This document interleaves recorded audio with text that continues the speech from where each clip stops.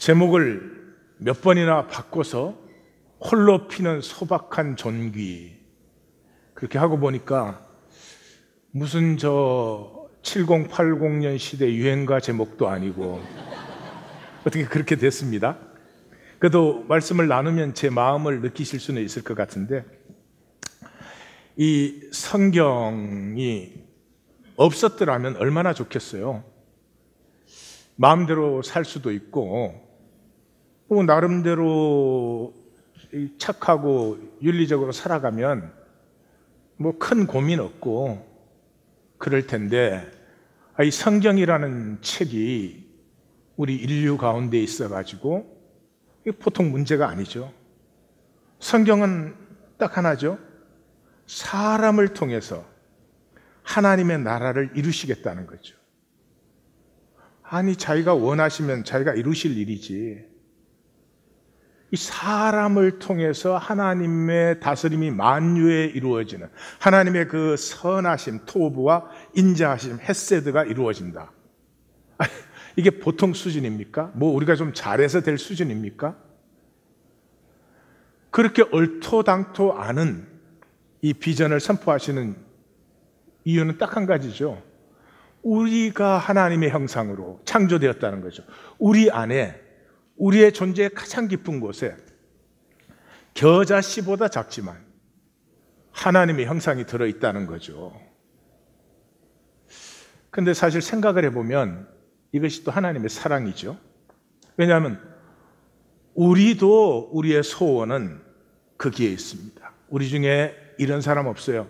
적당히 선하면 이제 완전히 완벽해, 됐어, 더 이상 나 필요한 것 없어, 적당히 아름답게 살면 된 거야, 이런 사람 없어요. 우리 인간은 정말 온전히 깨끗하고 온전히 아름답고 싶은 이 하나님의 소원을 가진 존재예요. 그래서 어쩌면 우리를 통해서 하나님의 나라를 이루신다고 하는 것은 하나님의 가장 크신 사랑이구나, 사랑의 약속이구나 하는 것을 또 느낄 수가 있습니다. 그러나 이 육체 인간을 통해서 하나님 나라가 이루어지는 것은 쉽지 않죠. 어쩌면 우리에게는 불가능합니다. 그래서 이것은 하나님의 길로만 이루어집니다. 우리가 하나님의 길을 배우고 따라야 되는 거죠.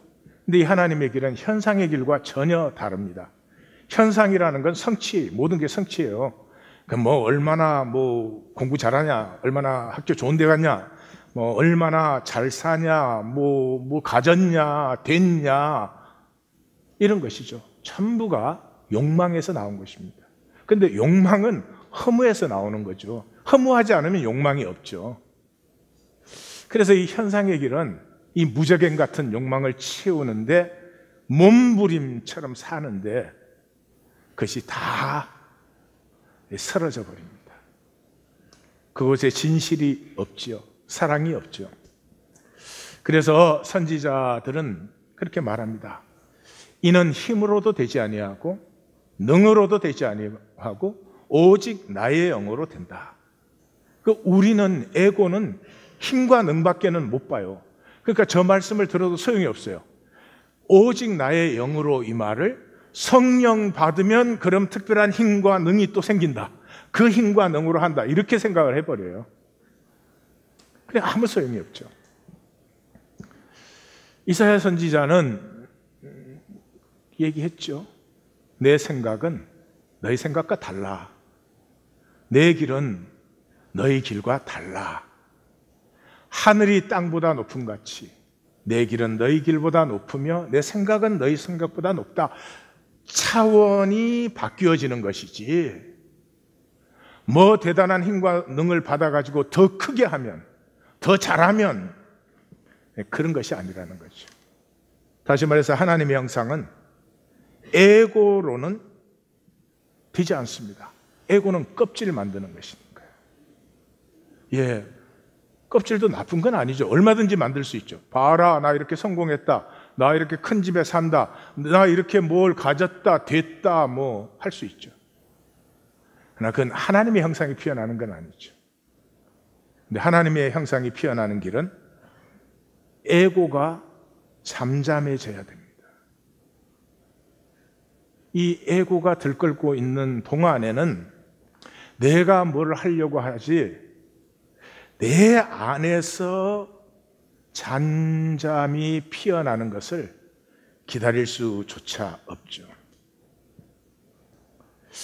에고의 잠잠함, 참 쉬운 것이 가장 어려운 것입니다. 나타니엘 호손의 그 큰바의 얼굴의 오디오를 잠깐 듣겠는데, 여러분 이건 뭐 잘 아시죠? 이 산으로 둘러싸인 이 산골 마을입니다. 그렇게 작지도 않지만 그렇게 크지도 않은, 근데 이게 분지처럼 되어 있어서 마을 뒤편에 그 산 절벽에 큰 바위 얼굴이 있습니다. 그래서 어네스트라고 하는 소년이 엄마가 어릴 때부터 이 마을에서 태어난 사람이 저 큰 바위의 얼굴을 닮게 되고 그 사람이 나타난다 하는 얘기를 듣고 그것을 기다리면서 한평생을 산 얘기입니다. 오디오를 들어보십시다. 이자연의 연단으로 올라가서 어니스트는 자애로운 시선으로 청중들을 둘러보았다. 청중들은 서 있거나 앉거나 풀 위에 누워서 저마다 좋아하는 자세를 취하고 있었다. 진한 석양빛이 그들 위에 비스듬히 떨어지고 있었으며 약해진 광선을 숙연한 고목숲 속에 섞고 있었다. 황금빛 광선은 나뭇가지 밑이나 사이를 가까스로 빠져나가고 있었다. 다른 쪽으로는 약한 햇살과 같은 빛, 숙연한 숲과 같은 엄숙함을 그 자비로운 표정과 함께 드러낸 큰 바위 얼굴이 보였다.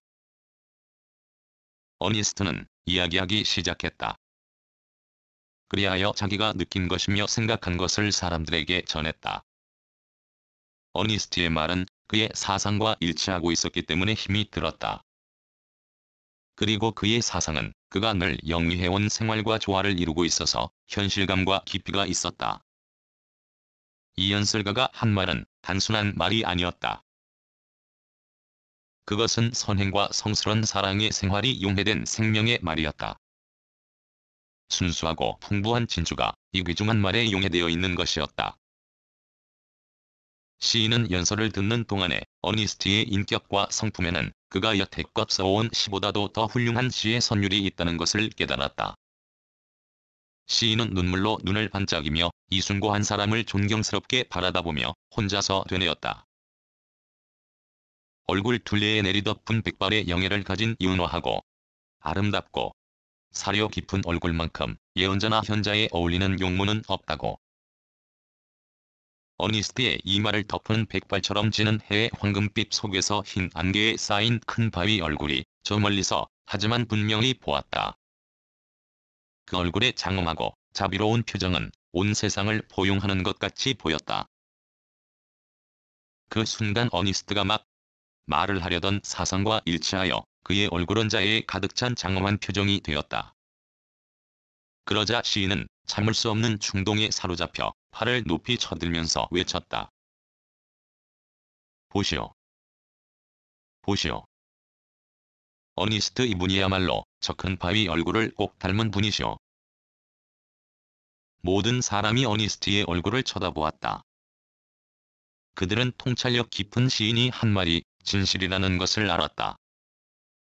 그 예언은 드디어 실현된 것이었다. 그러나 어니스트는 그가 하고자 한 말을 끝내자 시인의 팔을 잡고 천천히 집으로 돌아갔다. 저 큰 바위 얼굴을 닮은 지혜롭고 선량한 사람이 나타나기를 여전히 바라면서. 우리 마지막 장면을 들으신 거예요. 그 어네스트는 자기가 소년일 때는 그 게더 골드라고 하는, 일단 이름이 아니죠. 게더 골드. 그 사람은 큰 재벌이 된 사람인데 이 마을 출신으로 그 사람이 마을에 돌아오는데 이 사람이 큰 바위 얼굴이다 막 다들 그래서 이제 나갔더니 그 탐욕과 계산에 빠른 얼굴에서 그 큰 바위 얼굴을 보지 못했습니다. 근데도 사람들은 막 큰 바위 얼굴이라고 난리를 치다가 한 몇 년 지나니까 그냥 쓰러지죠. 그 사이에 이제 어네스트는 청년이 되었어요. 청년이 되어서는 이번에는 수많은 전투에서 승리한 지휘관인 그 별명이 Old Blood and Thunder 라는 그 이 마을 출신의 장군이 돌아온다. 그래도 나가서 봤는데 아니에요. 사람들은 또 큰바의 얼굴이라고 난리를 쳐요. 이제 장년이 된 이 어네스트는 이제 Old Stony Fields, 이 법률을 전공한 정치가인데, 이 사람은 이제 대통령 후보가 되어서 대통령 선거 전략으로 이거 써먹는 거죠. 자기가 이제 큰바의 얼굴을 닮았다, 뭐 이런 것으로. 그래서 이제 고향을 방문하는데 정말 기대를 걸고 나아갑니다. 이 사람은 대단한 달변가예요. 그래서 이 사람이 말하면 사람들이 뭐 다 그냥 몰려드는 것입니다. 그 호손의 그 작품에서는 그렇게 써요. 이 사람은 거짓말도 이 사람이 말하면 진짜로 만들 수 있고 진실도 거짓으로 만들 수 있다 그랬는데 그게 너무 아비어스하게 했어요. 그래서 제가 소설을 썼더라면 그건 뺐으면 좋겠다. 근데 물론 내가 썼으면 발표도 안 해줬겠지. 하여튼 근데 그 마지막 올드 스토니 피즈는 그 호손이 어네스트가 그러죠. 이 사람은 예언을 이룰 수 있는 능력이 있었음에도 불구하고 예언을 이루고자 하는 의지가 없었다. 다시 말해서 그 능력을 자기 욕심에만 다 써버린 거죠. 그래서 너무나 슬펐다, 그런 문장이 나옵니다. 이 군중들은 매번마다 이 사람이 막 큰바의 얼굴이라는 거죠. 왜냐 그러면 그 에고에게는 돈과 힘밖에 안 보여요. 그래서 돈과 힘이 있으면 이렇게 멋있게 보여요. 근데 시간이 지나 보면 아닌 걸 알죠. 이제 그 사이에 이 어네스트는 이미 노년이 되었습니다. 근데 그 사이에 이 어네스트는 자기가 이렇게 느낀 것을 사람들에게 얘기해 주는데 그게 자꾸 번져가서 알게 모르게 많은 사람들이 어네스트를 알게 됐어요. 그래서 뭐 선생님, 교수, 뭐 소설가, 예술가 이런 사람들이 종종 어네스트를 만나고 싶어서 이 마을에 찾아왔다가 가고 그렇습니다. 그러던 어느 날 시집을 하나 발견을 하는데 그 시에 적힌 사상들이 너무나 숭고하고 아름다운 거예요. 근데 알고 보니까 그 시인이 이 마을 출신이라고 그래요. 그래서 어네스트는 이 사람이야말로 큰바의 얼굴이다. 그리고 이제 마지막 기다림을 기다리죠. 근데 그 시인도 또 어네스트의 얘기를 들었어요. 그래서 어네스트를 만나고 싶어서 이 자기 고향 마을을 찾아왔습니다. 그래서 둘이 만나서 얘기를 나누는데 산과 물이 어우러지는 것처럼 그렇게 둘이 뜻이 그냥 통하는 거예요. 그냥 그 날아 올랐다가 같이 굽이 쳤다가. 그래서 어네스트가 시인에게 물어요. 당신은 누구십니까? 그러니까 그 시인이 당신은 그 책을 읽으셨습니까? 그 시집을? 예, 읽었습니다. 그러니까 그러면 나를 압니다. 내가 그 책의 저자입니다. 그래요. 그래서 어네스트가 그 얼굴을 다시 이렇게 봐요. 그리고 너무나 슬픈 얼굴이 돼요. 그러니까 시인이 왜 그렇게 슬픈 얼굴을 하십니까? 그러니까 어네스트가 나는 평생에 큰바의 얼굴을 기다려왔습니다. 그러니까 그 시인이 그렇게 말을 해요. 이 호손의 이 작품 외에도 이게 전체적으로 굉장히 중요한 주제인데 나는 불행하게도 내 사상과 삶을 일치시키지 못하였습니다. 나는 내 사상대로 살지 아니하였습니다. 그리고 짤막하게 한마디를 더 붙여요. I have failed. 저는 실패했습니다. 호손이 청교도들을 굉장히 비판한 작가라는 걸 아시죠? 종교적으로는 너무 훌륭한 얘기들을 해대지만 삶에는 독과 미움이 가득한 그 사상과 행위가 일치하지 못하는 나는 아닙니다. 그렇게 하고는 우리가 들은 오디오에 그날 마을 사람들에게 어네스트가 얘기를 들려주는 그런 날인데 그 자리에 가서 그 마을 사람들에게 얘기를 들려주는데 이 어네스트가 선 뒤편으로 그 큰바의 얼굴이 배경으로 보이는데 그 마지막 노을이 비춰오면서 이 시인의 눈에 어네스트와 이 큰바의 얼굴이 똑같다는 걸 이제 발견해서 그렇게 소리를 지르게 되고 사람들도 그런 것을 보게 되는데 다시 돌아가면서 어네스트가 나는 큰바의 얼굴이 나타날 것을 기다립니다. 그렇죠? 그래서 이 작품은 뭐 주제가 누구냐 닮은 사람이 그게 아니고요. 바라봄의 비밀. 어네스트 역시 아직도 바라보는 사람으로 있는 것이죠. 우리 성경에서도 그랬잖아요. 믿음의 지혜와 온전케 하시는 인 예수를 바라보자. 이게 히브리서거든요. 구약의 백성이 왜 실패했는가? 하나님 바라보지 않았다는 것이죠. 그게 오늘 시편 136편이에요. 예수님 이렇게 말했어요. 나를 보는 자는 나 보내신 이를 믿는 자다. 예수님을 바라보면 예수님이 보이는 것이 아니고 육체를 입은 그분 안에서부터 피어난 하나님의 형상을 보게 되는 거죠. 그래서 나사나엘 호소는 또 자연주의자로 유명하죠. 그래서 인간의 행위로, 그게 심지어 종교적일지라도 인간의 행위로 성취되는 어떤 것들이 우리의 구원이 아니다. 우리 속에서 피어나야 된다. 우리 속에 있는 하나님의 형상이 피어나야 되는데 우리는 그걸 굉장히 불안해하고 견디지 못합니다. 그때까지 기다리지를 못합니다. 막 설쳐야 됩니다. 뭘 하는 것 같아야 돼요. 그래서 에고의 천적이 바라봄이에요. 제가 가장 신비하게 생각하는 것 중에 하나가 아기와 엄마의 바라봄이거든요. 그 아기와 엄마가 서로를 바라볼 때는 온 세상이, 온 우주가 그 안에 다 들어 있습니다. 그게 전부입니다. 그리고 너밖에 없습니다. 너밖에 없는데 만유 전체를 품어요. 마리아에게 예수님이 그러거든요.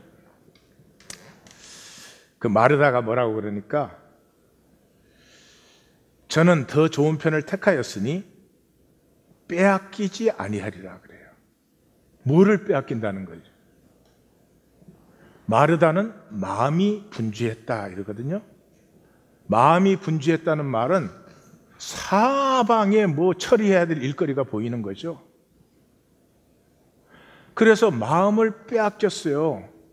그 상태로 살아가니까 삶을 다 빼앗기는 거죠.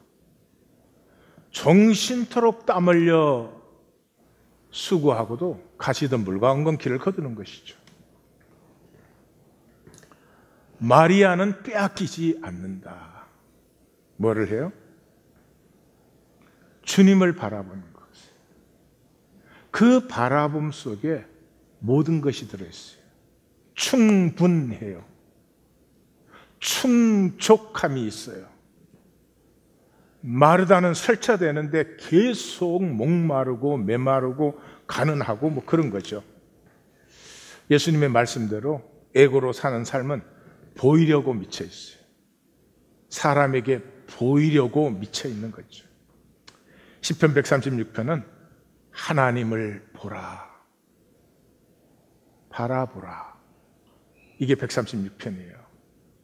그래서 136편을 보면은 시작과 마감이 이 1절에 3절, 마지막 26절 그래요. 근데 우리는 번역을 좀 그렇게 했습니다만은 요 넉 절은 전부가 야다로 시작합니다. Oh, give thanks.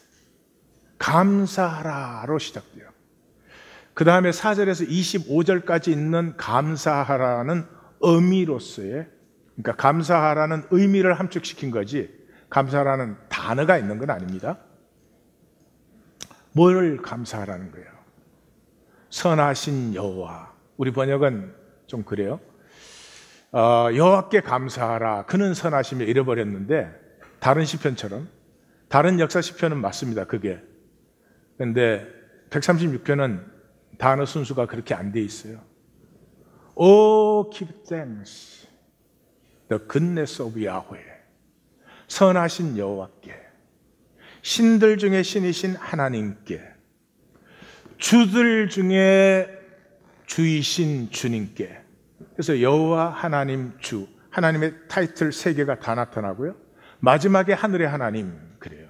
이 하늘의 하나님 나오면 벌써 우리 하나님 성도님들 아시죠? 이게 포로기 시편이구나. 이 포로로 잡혀가서 보니까 민족도 많고 나라도 많고 신들도 굉장히 많아요. 그래서 그 자리에서, 자기들은 멸망을 해서 잡혀간 자리에서 여호와 하나님이 멸망한 주제에 이 온 우주를 다스리는 하나님이다 하는 걸 고백해요. 이 둘 중에 하나요. 미쳐도 보통 미친 게 아니든지 아니면 무언가를 받든지. 그러니까 이 하늘의 하나님을 고백한 사람들은 남은 자 중에 남은 자 중에 남은 자 중에 남은 자 중에 남은 자들이죠. 그래서 느헤미야의 기도에 이 호칭이 나오죠. 하늘의 하나님께 금식하여 이르되. 그 다음에 기도를 시작해 어떻게? 하늘의 하나님, 크신 능력의 여호와여. 그래서 이 양쪽으로 하나님의 타이틀, 하나님 자신이 나오고, 그 다음에 4절에서 22절까지는 4절에서 홀로 큰 기이한 일들을 행하시는 이 그랬죠. 그래서 그 다음은 창조, 출애굽, 광야 인도, 그 다음에 약속의 땅으로 인도해 들이시기까지의 일들을 쭉 적어요. 그러니까 5절에서 22절까지는 하나님이 홀로 행하신 그 큰 기이한 일들의 목록인데, 특징은 뭐예요? 다 여기 그것을 행하신 그 하나님 자신. 23절에서 25절은 포로기로 잡혀가서 그 실패, 그리고 그 원수들 사이에 둘러싸여 있는 그 위험 속에서도 기억하시는 하나님, 구원하시는 하나님, 차별 없는 은혜를 주시는 하나님, 성공한 자나 실패한 자에게. 예수님께서는 이것을 선인과 악인에게 하나님은 똑같이 해를 비춰주신다. 의로운 자나 불의한 자에게 똑같이 비를 주신다. 그렇게 표현하시죠. 이게 포로된 자리에서 발견한 것이에요. 하나님이 유대인 택했다고 유대인만 사랑하는 것이 아니라 모두를 사랑하고 있는데, 유대인을 택한 이유는 그들을 통해서 하나님의 축복이 온 땅에 흘러 넘치게 하려는 것이지, 유대인들이 믿었던 것처럼 저들은 지옥의 불쏘시개로 창조했고 우리는 선택받은, 심지어 지금 기독교도 그렇게 생각하는 경향이 있는 것 같아요. 그래서 다른 역사 시편들은 전부 하나님이 행하신 일과 그에 대한 교훈이 나오지만 136편은 하나님뿐이, 1절에서 6절까지 하나님 행하신 그 자신을 바라보라 하는 거죠. 핵심은 하나님의 인격입니다. 그분 되심이죠. 그래서 제가 이미 설명 다 한 것 같아요. 이스라엘이 왜 멸망을 했죠? 그들은 이적 자체를 보았습니다. 오늘 우리 신앙 같은 거죠. 하나님을 바라보지 못하고 하나님으로부터 복 받겠다, 하나님으로부터 은혜 받겠다. 이거 나쁜 것은 아닌 것 같은데 잘 생각하면 또 굉장히 악한 것이에요. 자, 자식이 부모에게 잘해드려요. 아주 잘해드려요. 근데 부모를 사랑해서 그런 건 아니고 부모에게 재산이 있어 그래. 이게 잘하는 짓이요, 못하는 짓이요?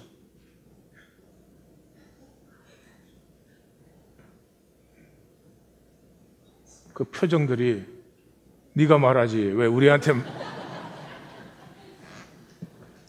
좋은 일이요, 안 좋은 일이요? 내 생각에 그 악한 것 같아요. 하나님을 통한 베네핏을 바라보지 하나님 자신을 바라볼 줄 모르는 거예요. 그럼 제가 질문 한번 드려보십시다. 오늘 예배 나올 때 뭐에 가장 신경 쓰셨어요? 오늘 가서 만날 하나님에게 신경을 쓰셨어요? 아니면 헤어에 신경을 쓰셨어요? 좀 신경 쓴 것 같아요? 다수결로 해봐야 될 일이네. 가서 만날 사람과 일들, 오늘 가면 뭐 해야 되는데, 오늘 뭐 당번인데, 그런 거에 더 신경 쓰셨어요? 아마 그럴 것 같아요. 우리가 아니고 오늘 이 종교의 시대, 기독교의 시대, 예배를 나오면서 아버지의 뜻이 이루어지기를 원합니다. 오늘 이 예배에서 하나님의 이름이 거룩히 여김을 받으시옵소서. 없어졌어요. 그래서 어떻게 됐어요? 하나님 앞에 예배를 드리러 나오는데 설레임이 없어요. 설레임이 없어요. 설레임이 없는 관계는 그냥 같이 생존하지 끝난 관계예요. 네? 남편과 아내가 서로를 향한 설레임이 있을 때는 뭐가 생기는 거예요. 새로워지고 있는 거예요. 근데 소, 닭 보듯 하면 그냥 먹고 사는 거지 뭐가 새로워질 일은 아무것도 없는 거죠. 그걸 어떻게 예배라고 부를 수 있어요? 종교의식은 될 수 있지만 예배는 그렇지 않아요. 설레임이 없는데 어떻게 심령이 새로워지나요? 말도 안 되는 소리예요. 그래서 성경의 감사는 조건 반사가 아닙니다. 하나님 뭘 이익되게 해주셔서, 잘해주셔서 조건 반사하는 것도 감사라고 그러잖아요. 그건 성경의 감사 아니죠. 성경의 감사라는 것은 이런 거죠. 어떤 사람이 내게 선물을 주는데 선물만 받는 게 아니잖아요. 선물 받으면 좋은 이유가 선물 그거 뭐 내가 사도 되지. 그런데 여러분 선물을 주려고 하면은 그 보통 또 신경 쓰이는 게 아니죠. 뭘 줘야 되나? 뭘 주면 좋아할까? 이 선물을 받을 때 기쁨이 있을까? 등등등등 그 마음 씀이 그 안에 들어가죠. 그 나를 위해서 마음 씀. 그게 좋지. 지금 우리 표정은 마음속 관도 그냥 물건이나 주면 돼. 무서운데요. 그렇죠? 다시 말해서 그 가슴을 느끼는 거죠. 하나님께 감사할 때는 하나님의 베네핏 때문이 아니고 나를 향한 그 인자하심과 선하심에 내 가슴이 감동되는 거죠. 그러면 선물을 주시는 그 마음이 내 안에서도 열리고 피어나죠.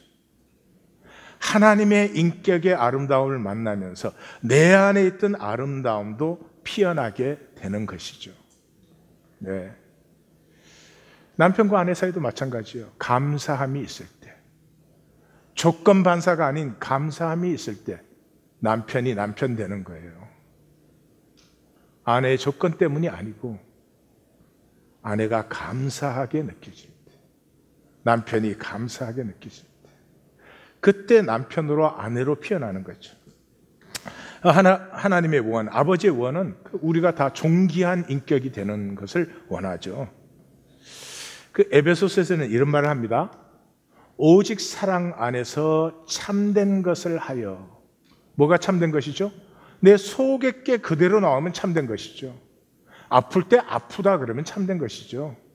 싫을 때 싫다는 건 참된 것이죠. 싫은데 좋은 척하는 건 참된 것이 아니죠. 내 속에 있는 하나님의 형상, 내 속에 있는 것이 그대로 피어날 때 우리가 그리스도에게까지 자라게 된대요. 못 자라는 이유는 뭐예요? 종교는 뭐 속은 이러면서 겉은 저러고 이거에 너무 능수능란하죠. 그게 우리의 삶을 갖다 버리고 있는 것인데 그걸 모르게 하죠. 그 다음에 나오는 말은 더 놀랍습니다. 그에게서 온몸이 연결이 되고 결합이 되어 각 지체 분량대로 역사해요. 그 몸을 자라게 하며 사랑 안에서 스스로 세우느니라. 다시 말해서 이학권이가 무슨 대단한 일을 하는 게 아니고요, 대단한 성취를 하는 게 아니고 내 분량대로, 소박한 내 모습대로, 내가 아플 때는 아픕니다, 내가 부끄러울 때는 제가 부끄럽습니다 라고 할 수 있을 때 우리가 그 몸을 자라게 하면 함께 하나가 된대요. 아픈데 안 아픈 척해, 괜찮은 척해, 그건 몸이 안 되죠. 우리가 하나, 교회가 된대요. 그때 사랑 안에서 스스로 세워진대요. 내가 잘나지는 게 아니고요, 부족함도 있고 연약함도 있고 죄악됨도 있고 그 모습대로 내가 세워지는 거죠.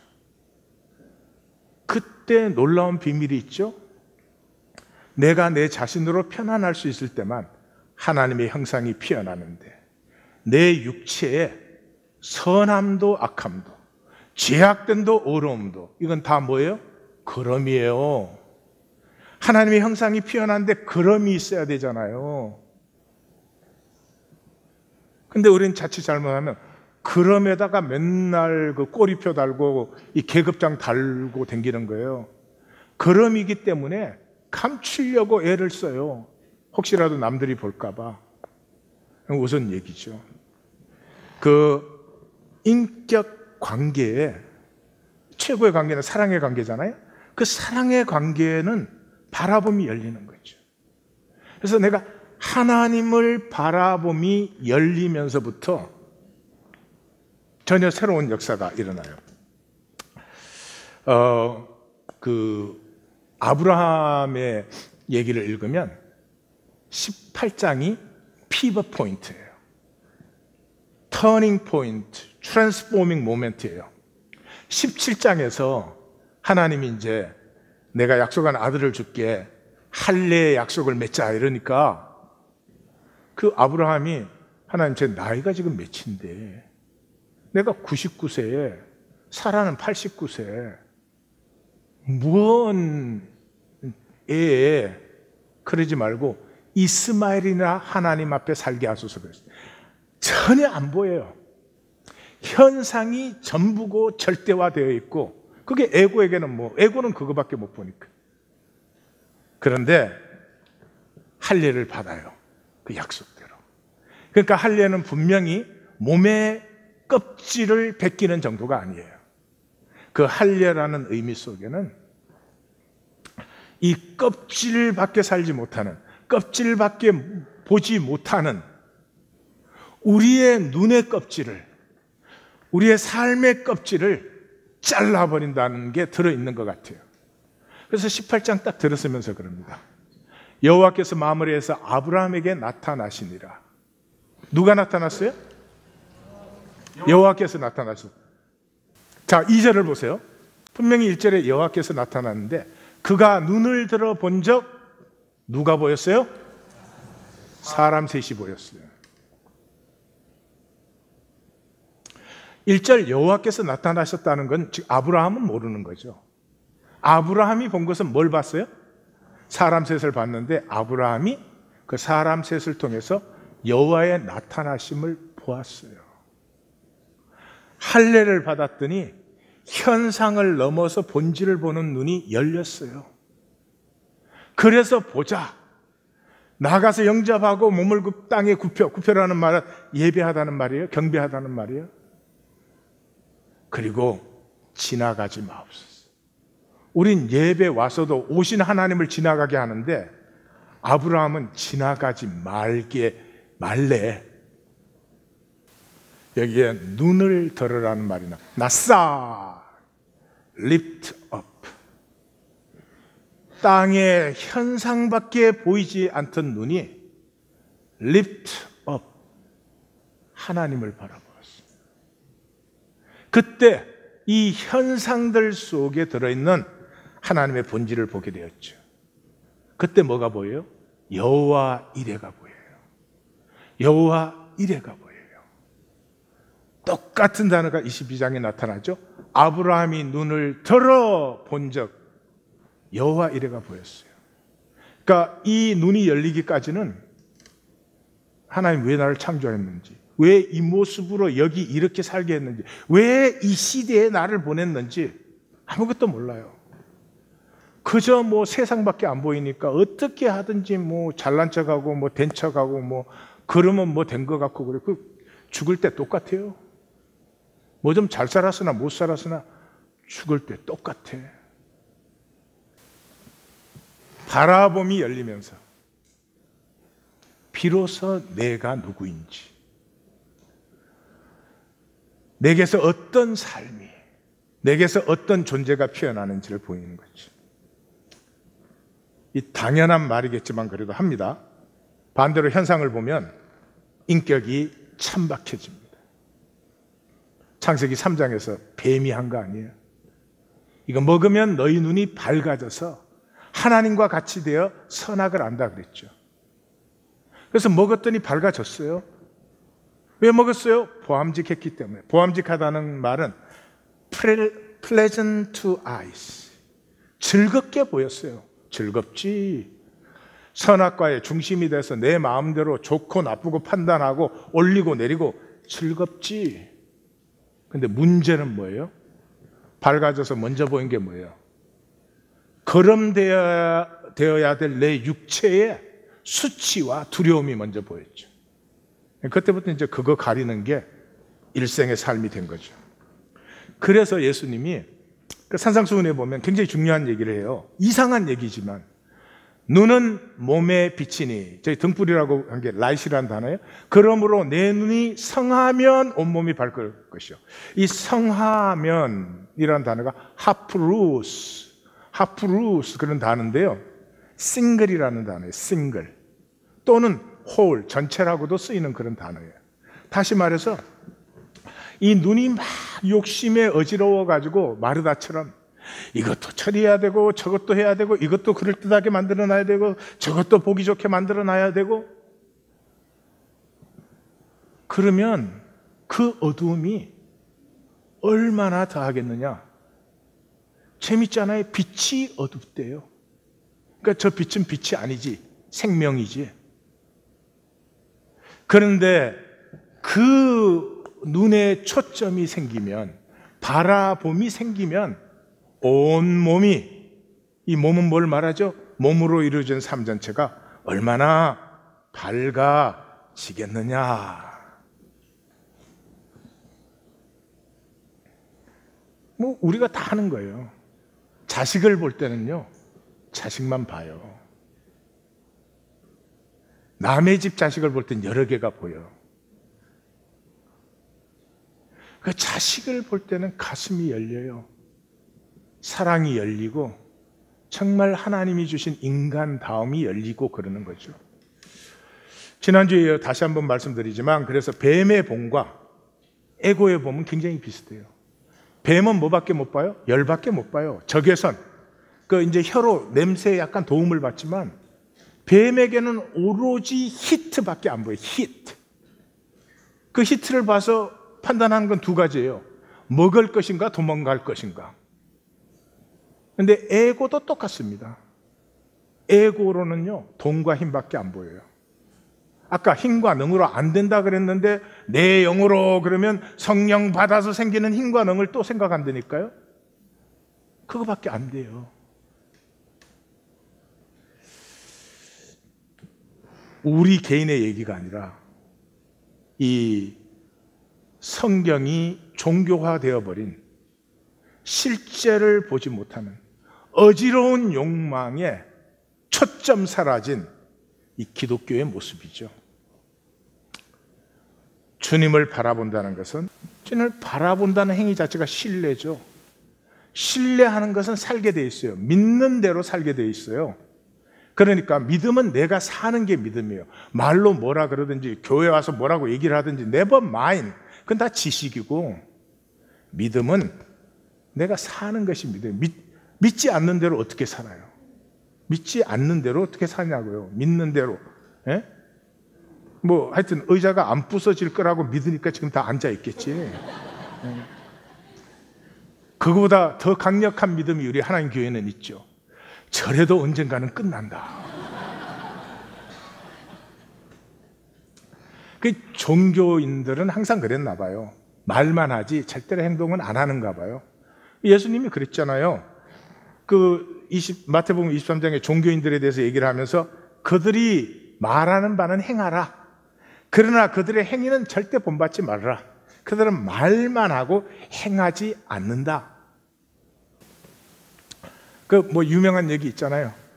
깐디는 산상수훈을 그렇게 좋아해서 산상수훈이 간디는 천국의 헌법이다 그랬습니다. 그래서 선교사들이 간디에게 물었어요. 어떻게 하면 인도의 군중들에게 이 전도를 할 수 있는지. 간디가 그랬죠. 당신들이 산상수훈을 사시오. 그러면 인도의 모든 군중이 예수를 따를 것이오.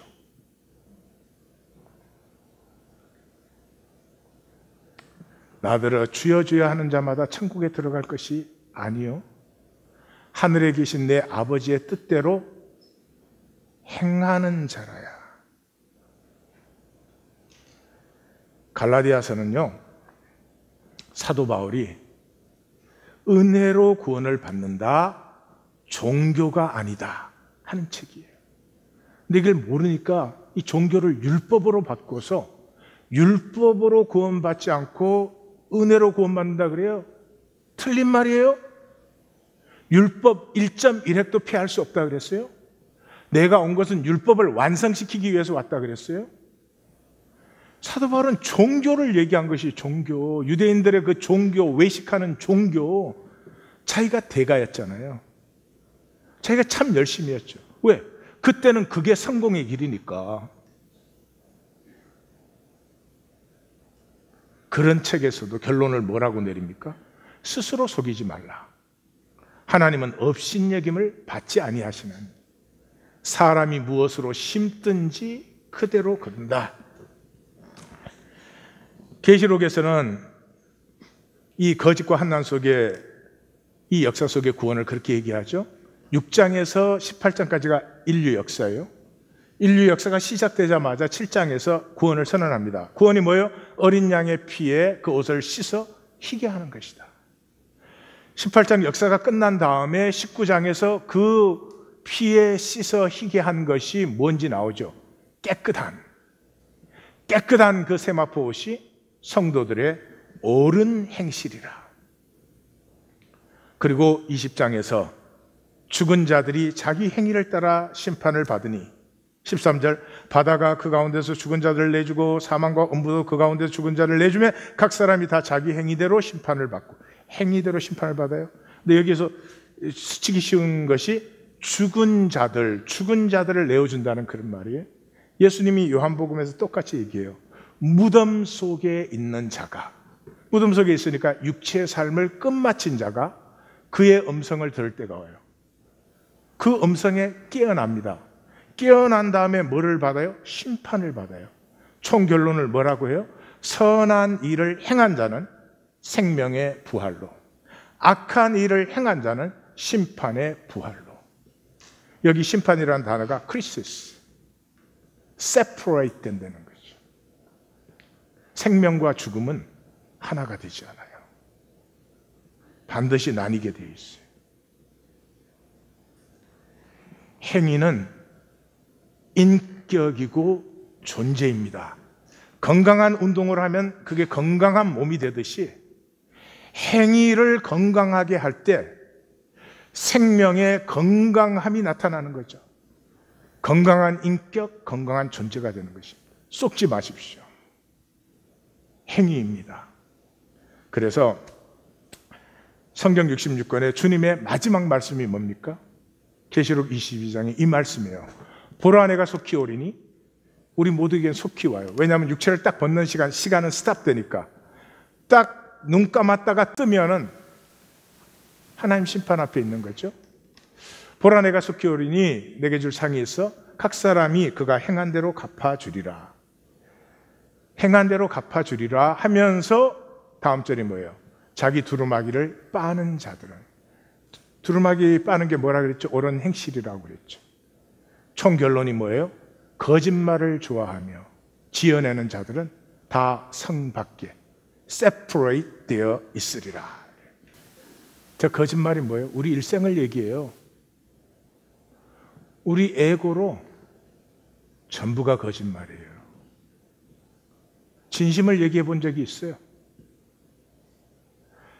내 하나님이 형상에서 피어나는 얘기를 해본 적이 있어요? 그거 하면 사람들이 싫어하죠. 부담스러워하죠. 이번 설교 시간에조차도 싫어하는 것이에요. 언제나 슬쩍 이렇게 저렇게, 생각은 이러도 말은 저렇게, 그렇게 내 진실을 내 스스로 배척한 삶은 내가 생명에서 스스로 떠난 삶이다, 이런 것이죠. 자, 이제 마감으로 헤르만 헤세의 그 자전적 소설을 나누겠습니다. 이 소설은 그때는 제가 젊을 때 읽었다고 생각했는데, 지금 생각해 보니까 굉장히 어릴 때 읽었는데, 어릴 때 굉장한 충격을 받았습니다. 이게 제 인생에 아마 알게 모르게 이 충격은 지금도 계속되고 있다, 그렇게 생각이 되는데, 사실은 헤르만 헤세의 자전적 소설이에요. 그 당시에 그 수도원에서 하는 기숙사 학교 들어가는 것은 요즘 인류대학 들어가는 것에 한 100배쯤 어려운 것이라고 생각하시면 돼요. 그 당시에는 몇 명 뽑지도 않았으니까요. 그런데 이렇게 시골 마을 이런 데서는 못 들어갑니다. 지금도 비슷하지만. 그런데 그 시골 마을에서 헤르만 헤세가 그 기숙사 학교를 들어갑니다. 난리가 났죠. 그랬는데 1년도 못해서 중퇴당합니다. 그리고는 시계 부속품 그 공원이 됐다가 서점 직원도 됐다가, 이런 경험 안에서 이게 써진 것 같아요. 왜냐하면 여기에 한스라고 하는 그 아이가 주인공인데, 이 한스가 그 기숙사 학교를 2등으로 들어갑니다. 그리고 1년 만에 중퇴해서 나옵니다. 그리고 공장에서 일을 하고 이러는데 사람들에게 놀림을 받습니다. 저 수도원 노동자 이런 식으로. 굉장히 그 갈등에 시달리다가 어느 날 집으로 돌아오는 길에 호수에 빠져 죽어요. 자살인지 타살인지 알 수가 없어요. 그렇게 마감되는 소설인데, 이 소설의 이제 재미는요, 이 아버지에 대해서 적는데, 아버지에 대해서 적는 건 한 페이지 살짝 넘어요. 그 다음 200페이지 넘는 것이 아들의 얘기예요. 그래서 헤르만 헤세는 이 아버지의 생애는 말할 가치조차도 없는 것이라는 거죠. 나름대로 굉장히 성공하고 나름대로 잘 산 삶이지만, 그렇지만 얼마 살지 못하고 간 이 아들의 그 갈등, 그것은 정말로 생명이었다, 그런 얘기를 해주는 것입니다. 자, 읽겠습니다. 중개업과 대리업을 하는 요지프 기벤라트스는 뛰어나거나 특별한 것이 없는 사람이었다. 건강하고 장사수단이 좋았고 돈에 대하여는 적극적이었다. 아담한 정원이 딸린 집과 가족 묘지도 소유하고 있었다. 종교가는 깨었다고 생각하지만 실제로는 고루했다.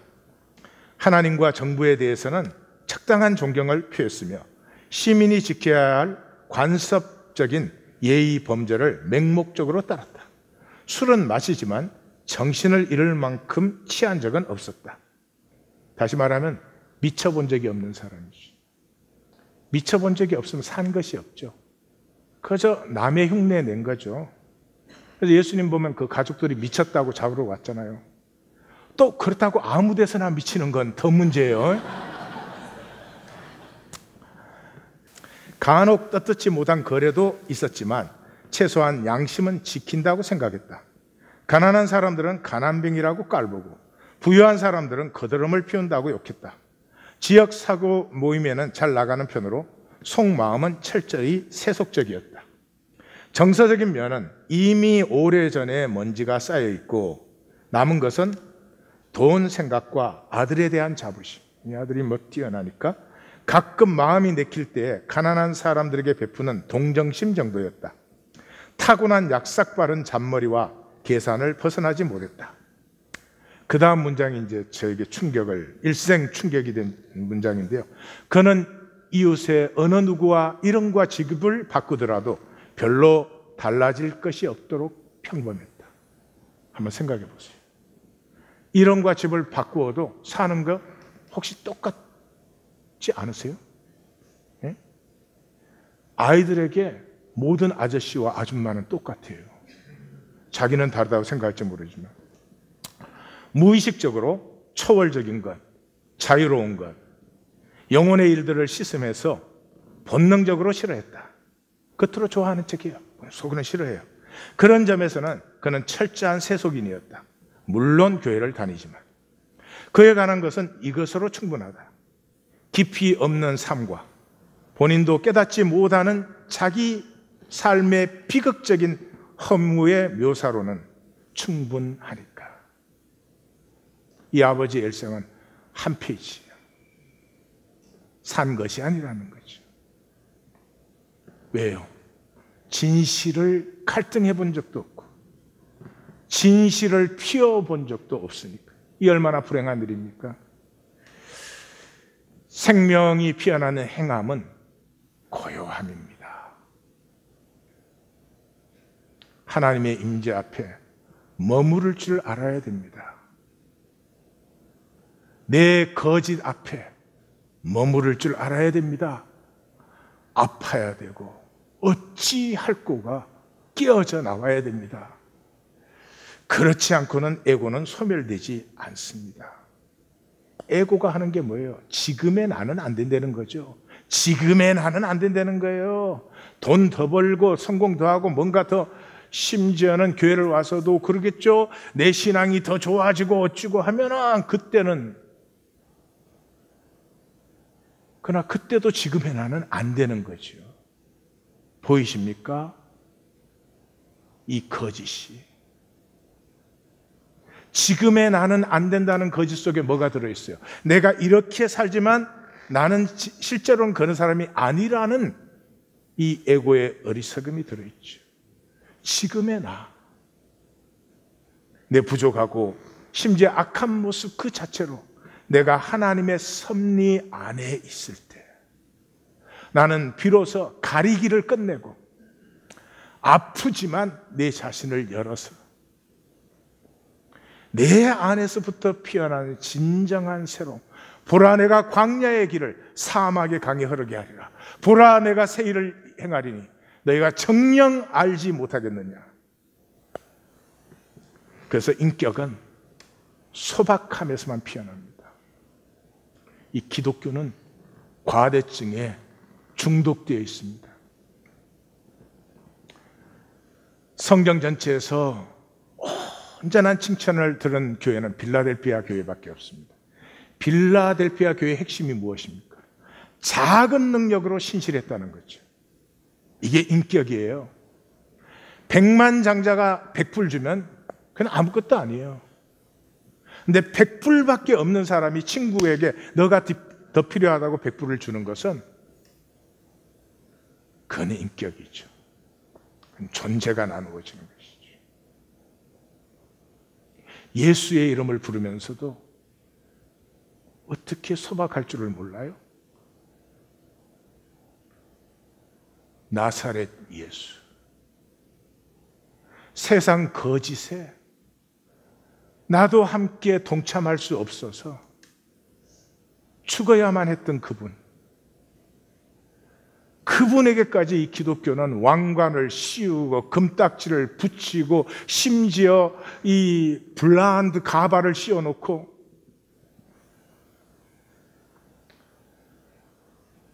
몰라요. 하나님 하나님 부르지만 몰라요 생명이 무엇인지. 미가 선지자는 그 오래전에 베들레헴 에브라다야 너는 유다 족속 중에 작을지라도 이스라엘의 왕이 내게서 나온다고 했습니다. 감사절에 하나님의 임재 앞에서 나됨이 감사하지 않으면 무엇을 감사하시겠다는 것이며 무엇을 이루어야 되겠다는 것이며 어떻게 하자는 것이 되겠습니까? 억지로 갖다 붙이지 않아도 뭐 건강에 있잖아 뭐 어쩌자 그렇게 막 갖다 붙이지 않아도 하나님 임재 앞에 잠잠해지시면 바라봄이 열리면 만의 영원 모든 것 속에 내가 있다는 사실 자체가 얼마나 감사하며 얼마나 나누어질 수 있으며 얼마나 하나가 될 수 있는 것입니까?